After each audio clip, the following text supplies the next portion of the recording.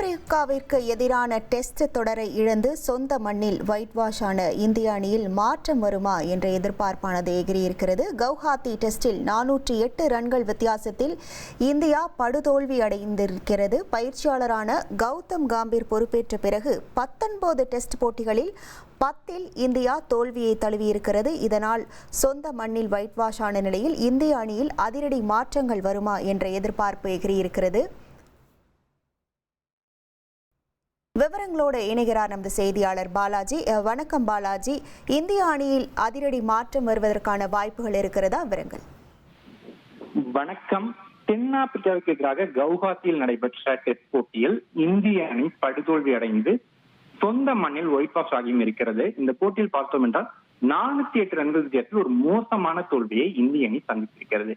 இந்த போட்டி முடிவடைந்த பிறகு ரசிகர்கள் மிகவும் அதிர்ச்சி இருக்கிறது என்றே சொல்லலாம். ஏனென்று பார்த்தோம் என்றால் இந்திய அணி தொடர்ச்சியாக சொந்த மண்ணில் டெஸ்ட் போட்டிகளை இழந்து வருகிறது.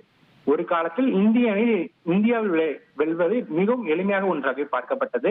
மற்ற அணிகளுக்கு இந்திய மண்ணில் இந்தியா ஒரு சிம்ம சொப்பனமாகவே கருதப்பட்டது. ஆனால் தற்போதைய சூழலில் இந்திய அணி தொடர்ச்சியாக தோல்வி அடைந்து வருவது ரசிகர்கள் மத்தியில் ஒரு வித அதிருப்தியையும் ஒரு சேர ஏற்படுத்தியிருக்கிறது என்று சொல்ல வேண்டும். ஏனென்றால் கடந்த ஆண்டு நியூசிலாந்துக்கு எதிராக இந்திய அணி தங்கள் சொந்த மண்ணில் 3-0 என்ற கணக்கில் ஒரு டெஸ்ட் தொடரை இழந்தது. அதன் பிறகு தற்போது ஓராண்டுக்குள்ளாகவே தென்னாப்பிரிக்காவிடமும் ஒரு படுதோல்வியை சந்தித்திருக்கிறது. இது மட்டுமின்றி குறிப்பாக கம்பீர் பயிற்சியாளராக வந்த பிறகுதான் இந்திய அணி தொடர்ச்சியாக இந்தியாவில் மோசமான போட்டி செயல்பாடுகள் வெளிப்படுத்தி வருகிறதா என்ற ஒரு கேள்வியும் எழுகிறது. அதையும் ரசிகர்கள் முன்வைக்கின்றனர். ஏனென்றால் கம்பீர் பயிற்சியாளராக பொறுப்பேற்ற பிறகு மொத்தமாக இந்திய அணி 19 டெஸ்ட் போட்டியில் விளையாடி இருக்கிறது.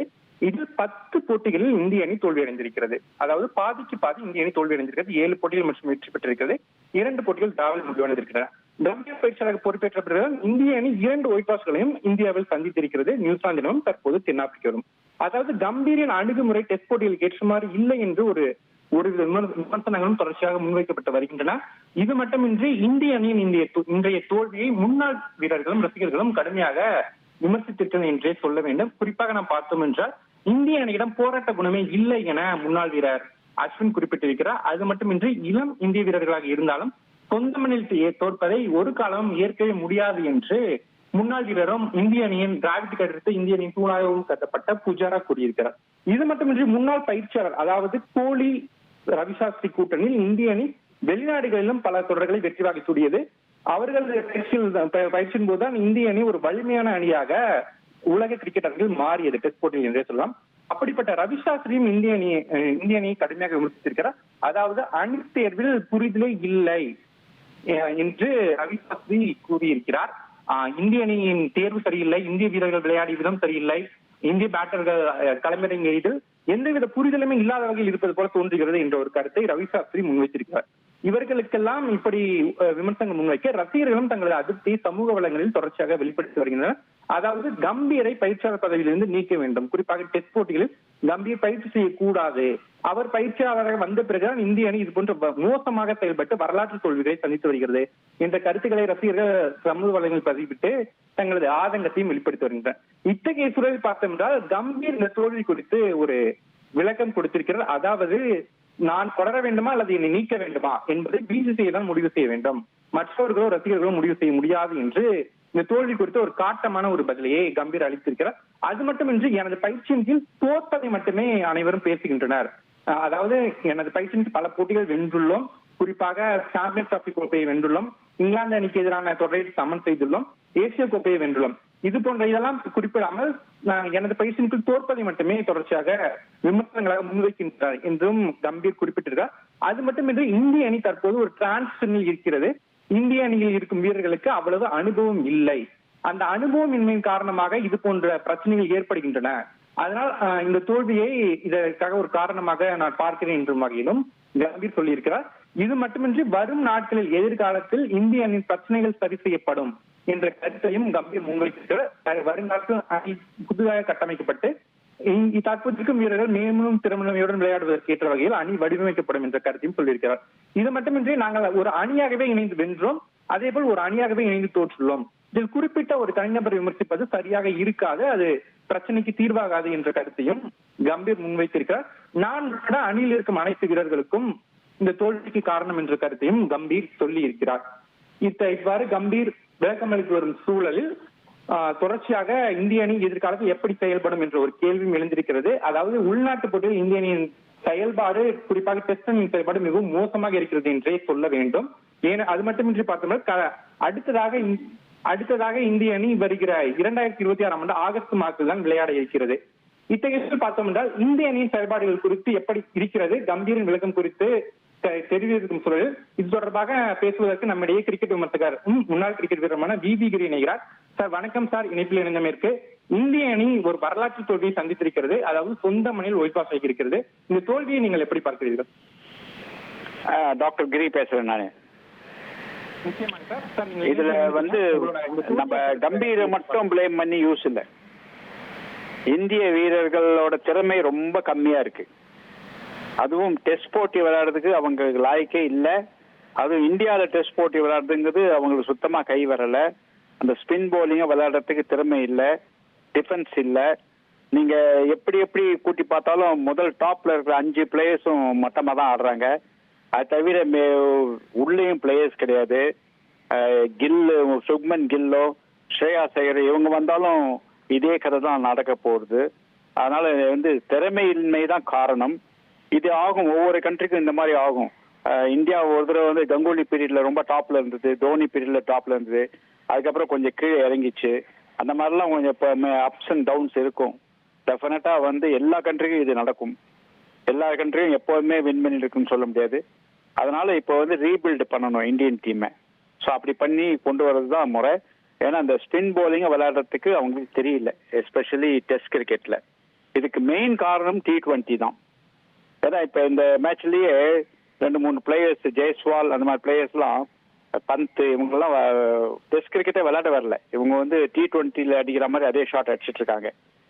KL ராகுலும் அப்படிதான் விட்டானாரு. அதனால வந்து இவங்களோட திறமையின்மை தான் காரணம். இதுக்கு கம்பீரையும் பிளேம் பண்ண முடியாது. கம்பீரை பண்ணா அப்ப அகர்கர் அந்த 5 செலக்டர்ஸை பிளேம் பண்ணணும். ஏன்னா அவங்க தான் அந்த 14 கொடுக்குறாங்க. மொத்தத்துல வந்து உள்ள கூட ஆள் கிடையாது. நீங்க சரி இவங்க சில பேரை நீக்கிட்டு மற்ற ஆளுகளை எடுக்கலாம்னு பார்த்தாக்கா அதுக்கும் ஆள் கிடையாது. எனக்கு தெரிஞ்சு உள்ள ஒரே ஒரு ஆள் தான் இருக்காரு.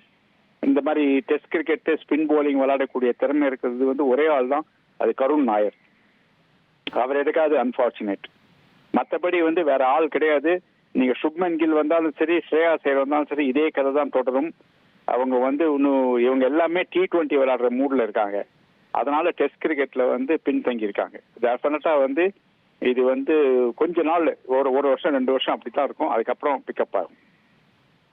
நிச்சயமாக சார். மற்றொரு கேள்வி, அணி தேர்வு பார்த்தோம்னா T20 அடிப்படையிலேயே அணி தேர்வு இருக்கு. டெஸ்ட் போட்டிகள், அதாவது ரஞ்சி போட்டிகளை விளையாடுறவங்களுக்கு முன்னுரிமை கொடுக்க மாட்டாங்க. அதுவும் வந்து இதுக்கான பேக் ஃபயருக்கான ஒரு காரணம் அப்படின்னு ஒரு விமர்சனம் முன்வைக்கப்படுது. அதை எப்படி சார் பாக்குறீங்க?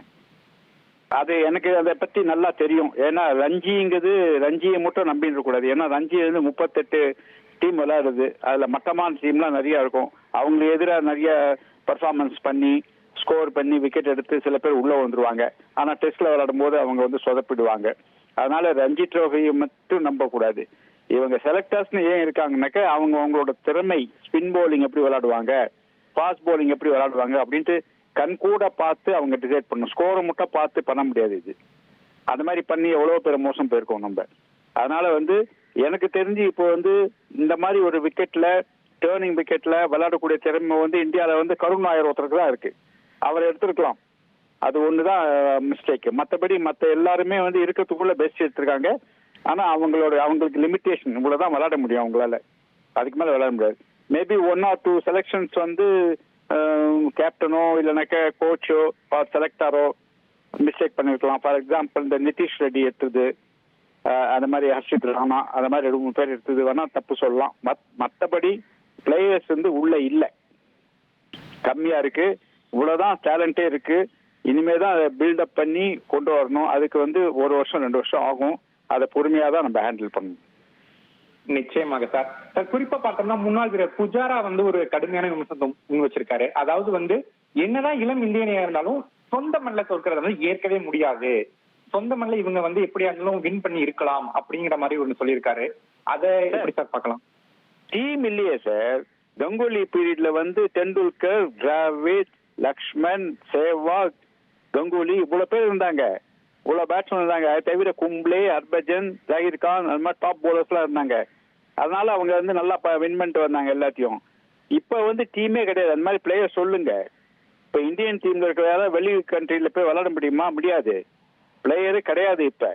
ஆமா, இருக்கிறதுக்குள்ள தான் அவைலபிள். ஸோ 1 வருஷம் 2 வருஷம் பொறுமையா தான் இருந்தாகணும், வேற வழி கிடையாது. திருப்பி நீங்க யோசிச்சு பார்த்தாலும் உள்ள ஆள் கிடையாது. நீங்க வந்து இன்ஜுரி, சுப்மன் கில் இன்ஜுரி, ஷ்ரேயாஸ் ஐயர் இன்ஜுரின்னு சொல்லாதுங்க. அவங்க வந்தாலும் இதே கதை தான் நடக்கும். கண்டிப்பாக சார், கண்டிப்பாக. இணைப்பில் இருந்து உங்களது கருத்துக்களை பகிர்ந்த மிக்க நன்றி சார்.